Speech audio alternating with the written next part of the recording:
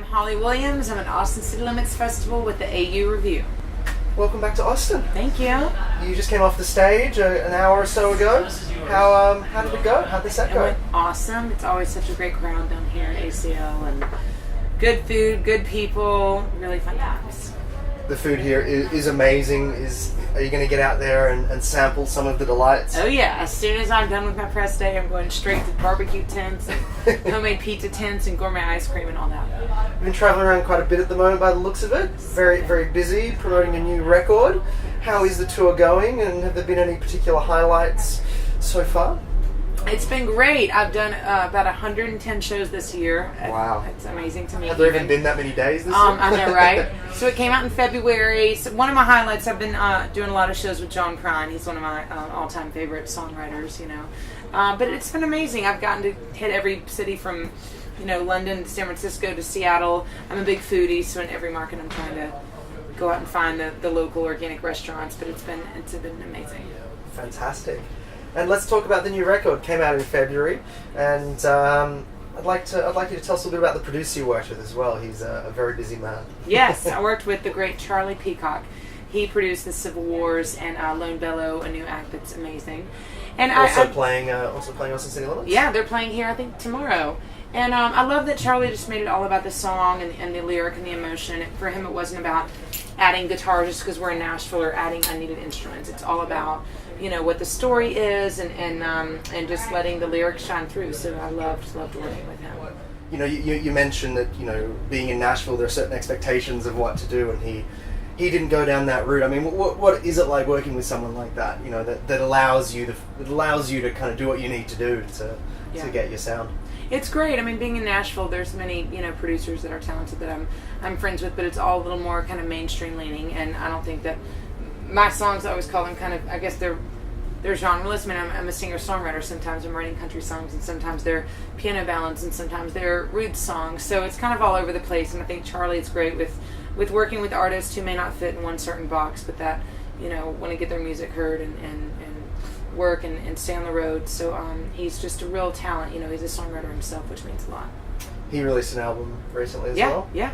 He did a great record he's been working on for about a year. And it's nice to work with a songwriter and musician and someone who really gets the musical part of it too, not just the business of it. That's for sure. And with your process of putting the record together, you mentioned he worked for a year on the record. I mean, what is the lifespan for you of the gestation of the record, perhaps? From the starting point of writing it, what's your process of putting an album together? For me, this one was about, I would say, a year, between writing and finishing the recording and everything.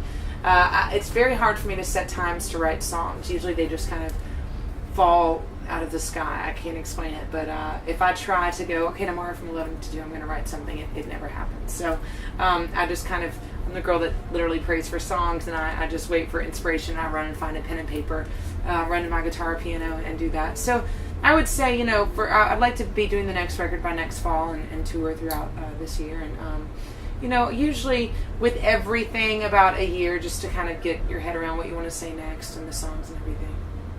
What inspired this record?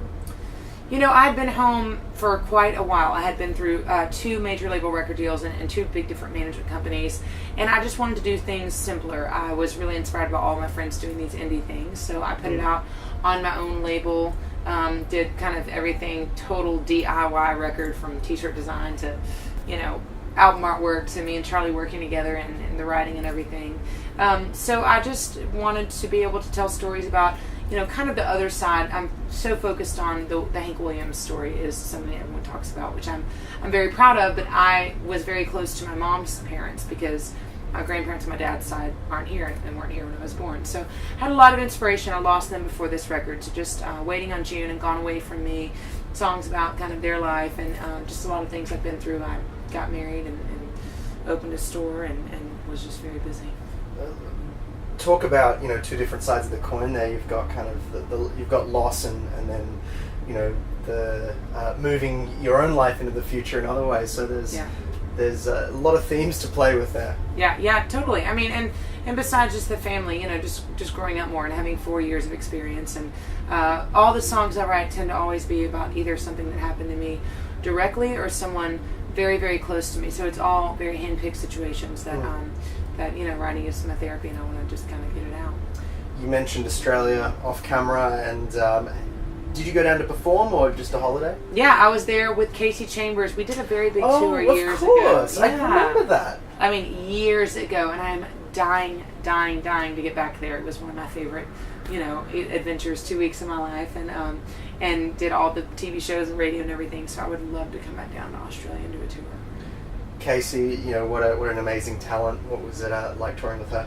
It was amazing. I was really young then. I'm 32 now, but I think I was about 26 when I did that one. And, she's obviously a huge inspiration and just such a girl's girl and very supportive of other artists trying to do their thing. And I love how it's her and the family on stage. That really meant a lot.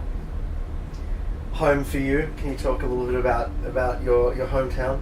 Home for me is Nashville, Tennessee. It is...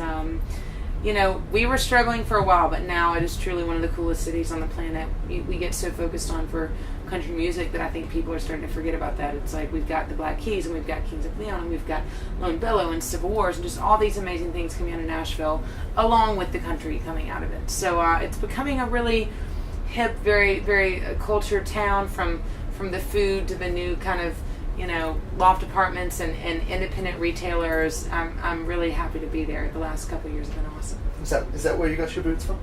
It is where I got my boots from. Everything's from really my store, except for the merch t-shirt.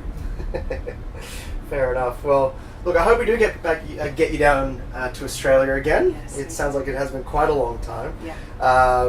With the release of this album, who knows? Yeah. Hope we get back down there. Well, thank you so much for your time. Thank you so much. And speak to you very soon. Awesome. Thank you.